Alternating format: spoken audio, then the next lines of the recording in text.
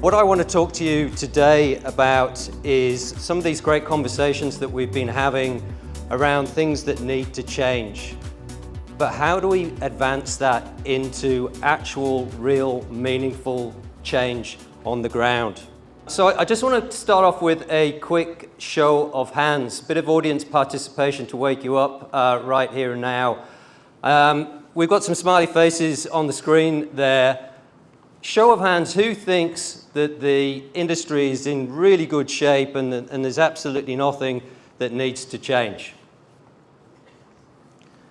I'm really glad that that was the response there. Who sort of thinks middle of the road that, yeah, it is what it is, and we don't really need to change. We've been managing as we have done for some time, so why do we need to do anything differently now? Who sort of sat in that camp? Good, you've all been paying attention this morning, which is good to see. So finally, I'm assuming then that either you're all really, really shy, or you're going to, when I say who thinks that there's significant room for improvement, you're all going to stick up your hand. Who thinks there's significant room for improvement? Excellent stuff. Good. The rest of my presentation isn't wasted then.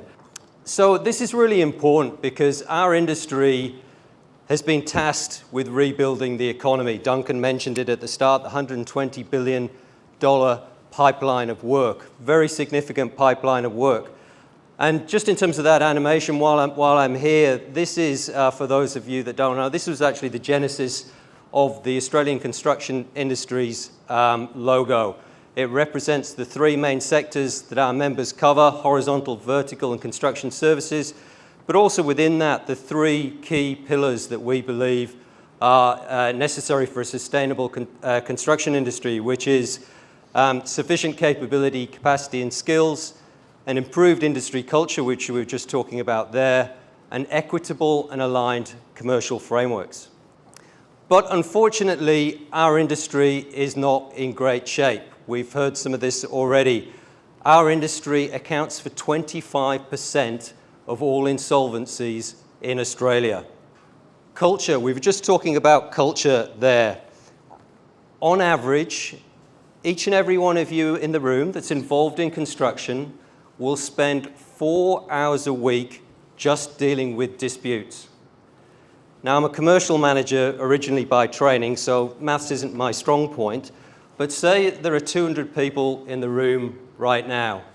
That equates to 800 hours a week dealing with the disputes. Now, I can see lots of people getting nervous because I've come off the stage. That's the equivalent to approximately this whole part of the room that all they do every single week is dealing with disputes. And I know there's probably going to be a few lawyers in the room that think that that's not a bad thing and they're making a living out of that, but for the rest of us, that's not good. We've heard today also that our people in our industry are 6 times more likely to die from suicide than they are from a workplace incident. And also, only 12% of our workforce are women. Productivity. There was a big panel discussion about productivity, and I'll come back to that in a second, but there is a 25% gap in productivity growth between construction and other major industries over the last 30 years. Capability, capacity, and skills. Again, you've heard this morning, 105,000 shortfall in workers required to deliver the pipeline of work in the next 18 months. This is not 5 years, 10 years, this is the next 18 months. So, talked about some of the problems. But what would happen if we could actually solve those problems, if we could get things right? Well, certainly we'd have sufficient capability, capacity, and skills. We'd have more women in the industry, which would help with that capability, capacity, and skill shortfall. We'd have more time for life. We'd have more time to think about things. We might actually get more innovative, and it also, in the process, reduce the impact that we have on the environment. But I specifically want to talk about productivity, because productivity was a big focus this morning, and there was a panel discussion sat on the couch here. And I quite often like to talk about a couch in this scenario, because recently we had Josh Frydenberg handing down a budget. And I always sort of picture Josh sort of lifting up the cushions on the budget sofa, scrabbling around for loose change to pay for all the spending commitments that they have coming up. When sat here in plain sight on the budget sofa is a $15 billion opportunity. That is the opportunity that we have as an industry if we could just halve that gap in productivity growth. $15 billion. What does that actually equate to? That equates to one school, one hospital, additionally, in every state and territory across the country. As I'm here in New South Wales, what that would also pay for, believe it or not, I know this is hard to believe, that would pay for all the stadiums that Peter V'landys wants to keep the state of origin here in Queensland. Queensland, sorry, that was a Freudian slip, wasn't it? You can tell where I'm from now. So it's a huge opportunity. And the thing is, we know what the problems are. We know what we need to do to fix this issue. We've had numerous government reports all saying the same thing. We've had reports from Infrastructure Australia. We've had reports from associations like ourselves. And more recently, we've had the federal government procurement inquiry, the John Alexander inquiry, all saying the same thing. So how do we walk the talk? How do we convert all of these fine words into meaningful action?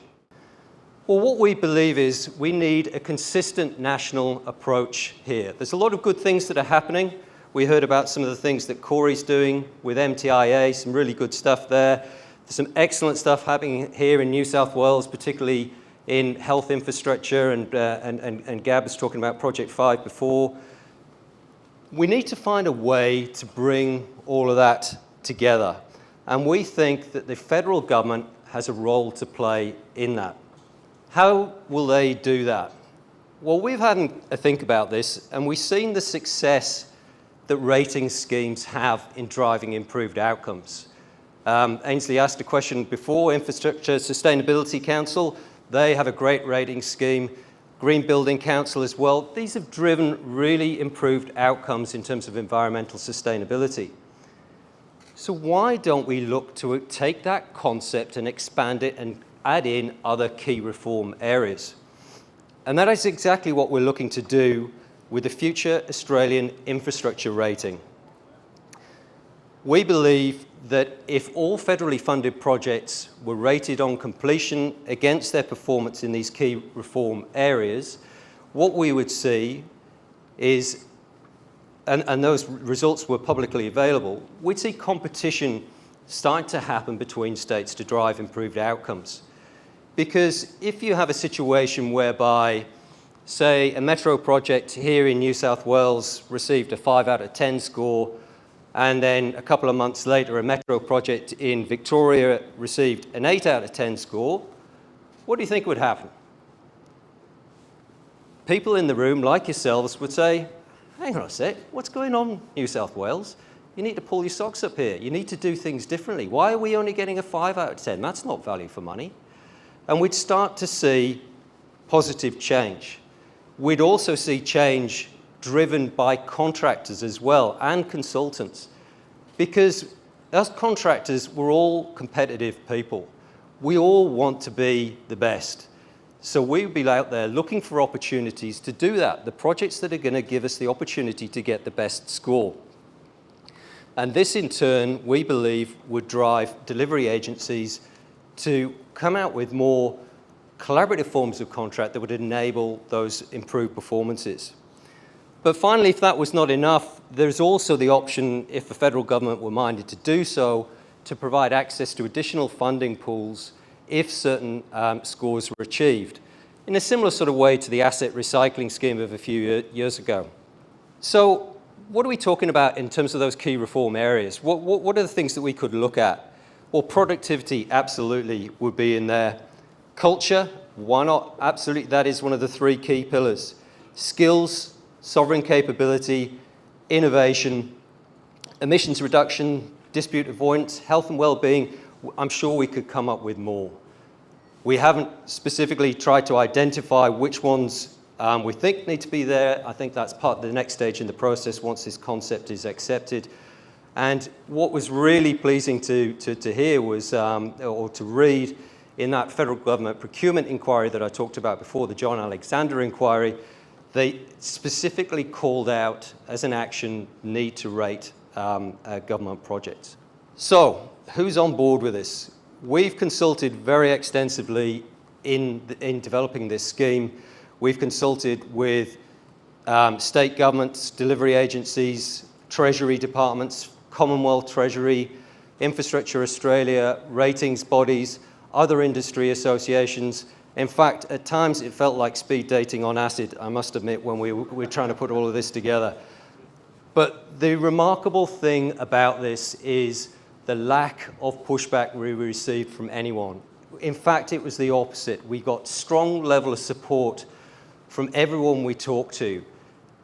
We had the federal government showing a keenness to want to get involved in how projects are delivered, a nervousness amongst state delivery agencies that that is what they wanted to do, and a view that actually something like a rating scheme is a way to accommodate that, which keeps everyone happy. We don't really care what the reasons why people would want to necessarily reconcile signing up to this. We just think that it is a great way to actually achieve meaningful reform.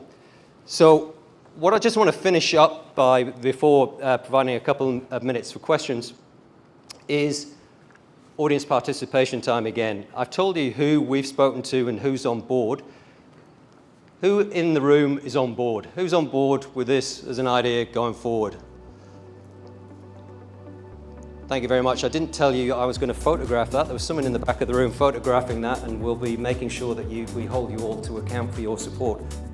Thank you very much.